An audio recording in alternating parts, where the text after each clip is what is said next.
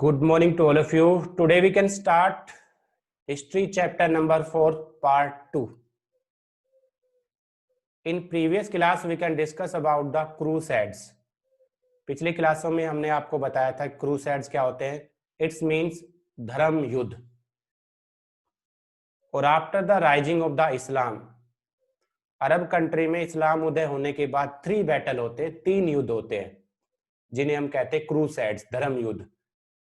Christians and Muslims, यहूदी और ईसाइयों के बीच होने वाले बैटल्स को कहा जाता था crusades.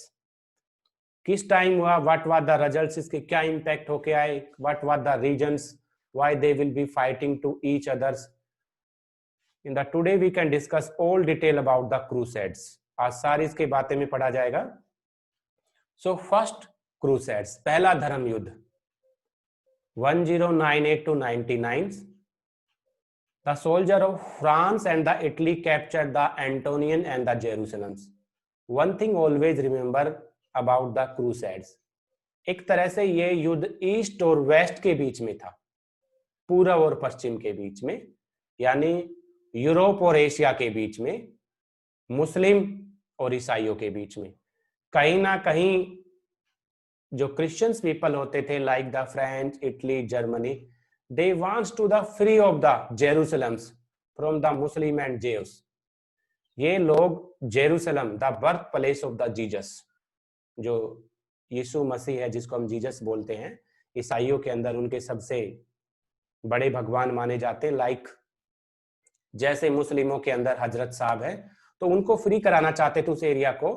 Formation of the 4 crusades country, Syria, फिलिस्तीन एरिया कॉल्ड द ऑटोनमन, से पूरा एरिया कहा जाता था जहां पर ये लोग रहते थे. Other crusade for the produce the Ottomans.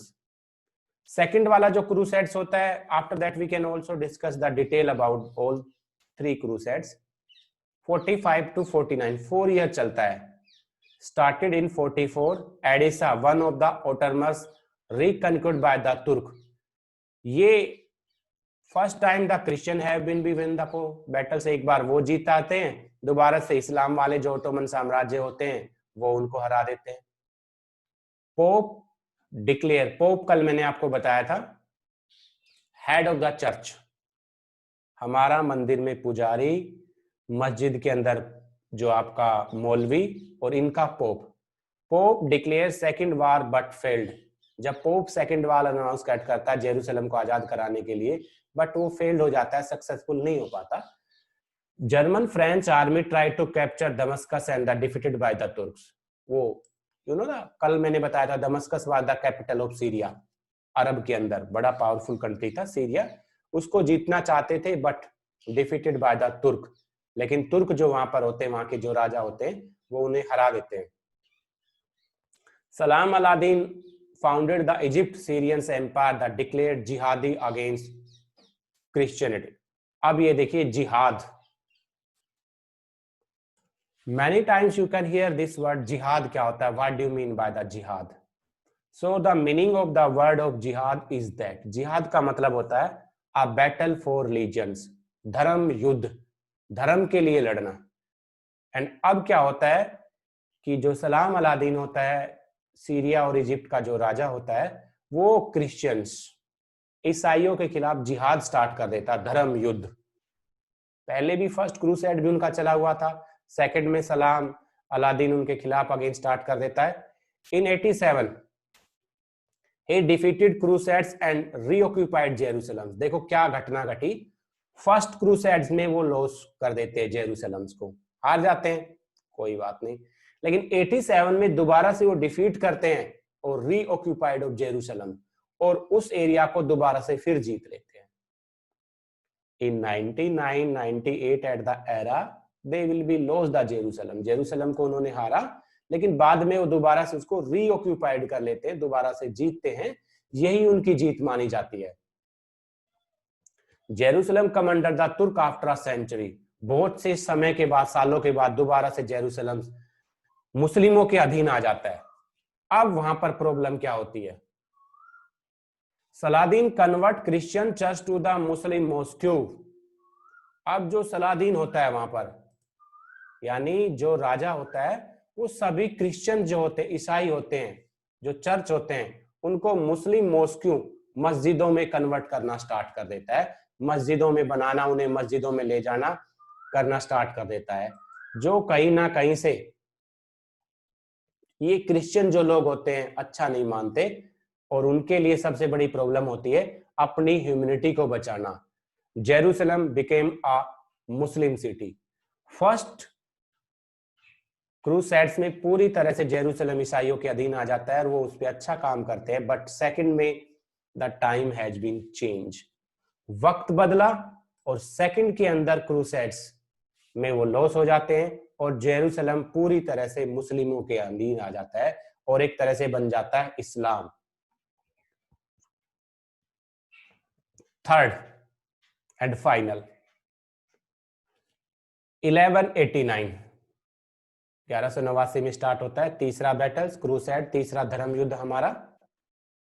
Major कोज, कारण उसका आपको ही पता है, पूर्व के देशों ने जेरूसलम को हरा दिया था, लूजिंग ऑफ द जेरूसलम, दोबारा से वही जीतना चाहते थे, सबका वही है, चाहे ईसाई हो चाहे इस्लाम वाले हो, सब उसको ही चाहते थे, क्योंकि जेरूसलम कहीं ना कहीं क्रिश्चियंस के लिए एक पिलीग्राम, एक पवित्र स्थान था जो हर कोई जाना चाहता था। जैसे हमारे अगर हरिद्वार है, हमारे यहाँ पर काफी शिरडी साईं बाबा वाला मंदिर है, अगर उनपे कोई अनदर कंट्री वाले को कैप्चर कर ले तो हम हमेशा चाहेंगे उन्हें फ्री कराए और अपने अंडर करे। जैसे बद्रीनाथ हमारे 4 धाम है, बद्रीनाथ, केदारनाथ, सोमनाथ, ये हमारे हिंदू रिलीजन में बड़े होलिक माने जाते हैं। Same for the Christians. No major success of the crusade, but the crusades gained little victory in the Philistine and got the free access to Jerusalem for the Christian peoples. फिलिस्तीन, it is a small state nearby the Jerusalem, ये भी एक छोटा सा ही area था फिलिस्तीन। The Mamluk ruler of the Egypt finally expelled the crusading Christian from all the Philistine in 1291। अब देखो फिलिस्तीन में पकड़ होती है मुसलमानों की और जेरूसलम में मेन पिलीग्राम्स होता है ईसाइयों का। अब क्रॉस हो गया, जो ईसाइयों का था उसका कैप्चर हो जाता है मुसलमानों का और मुसलमानों वालों को कैप्चर कर लेते हैं ईसाई। अब दोनों के लिए बड़ी प्रॉब्लम्स हो जाती है कि हमारा पवित्र स्थान उसके पास चला गया और उनका हमारे पास आ गया। The Mamluk ruler of Egypt finally expelled the crusading Christian from all of the Philistine 1291. European gradually lost their interest in crusades. अब धीरे धीरे यूरोप लोग जो होते हैं, ये फ्रांस जर्मनी वाले, ये भी एक तरह से अपना जो इंटरेस्ट होता है क्रूसेड्स के अंदर, अपना जो इंटरेस्ट होता है वो भी खत्म करते जाते हैं। वो कहते हैं इससे कोई बेनिफिट नहीं है सिवाय लॉस के, इतना ज्यादा हमारा लॉस हो गया है, दोनों कम्युनिटी फाइट करने लग रही है, लेकिन बैटल्स या कुछ एडवांटेज हमें कुछ निकल के इसमें नहीं आता। That's why they did not taking the interest.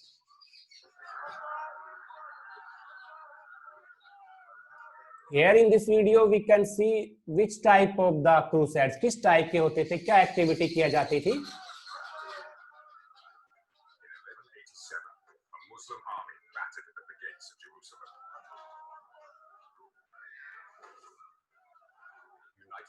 Saladin, the most powerful commander they'd ever had.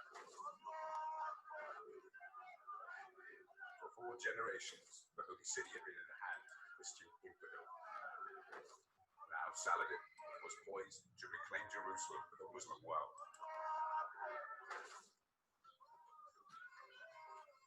Inside the Holy City, the Christian population panicked.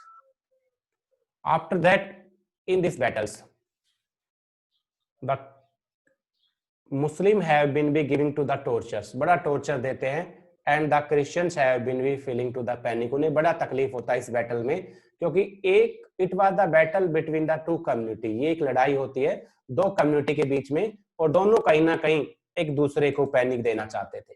Powerful, they want to show power, कहीं ना कहीं जिसे हम बोलते हैं शक्ति का प्रयोग, कहीं ना कहीं दोनों कम्युनिटी अपनी शक्ति का प्रदर्शन करना चाहते थे। भाई शक्ति में कौन पावरफुल है, किसका क्या काम है, ये चीजें यहाँ पर बड़े मायने रखती हैं और इसी में इन चीजों ने इनको कराने की कोशिश की है कि किस प्रकार इनका क्या कार्यकलाप होगा, क्या नहीं होगा, ये चीजें उन्होंने कराने की कोशिश इनमें पूरे में की कि किस प्रकार हम सुपर पावर होंगे, यानी एक कम्युनिटी को दूसरी कम्युनिटी से नीचा कैसे दिखाया जाए। That was the main things about that crusades वगैरह जो होते हैं हमारे। But still after the doing lots of work कोई ज्यादा बेटर रिजल्ट निकल के नहीं आते क्रूसेड्स के अंदर से। अब कंक्लूजन ऑफ द क्रूसेड्स निकला क्या result? They are fighting 3 battles against each other, 3 लड़ाइयां लड़ी, मिला क्या?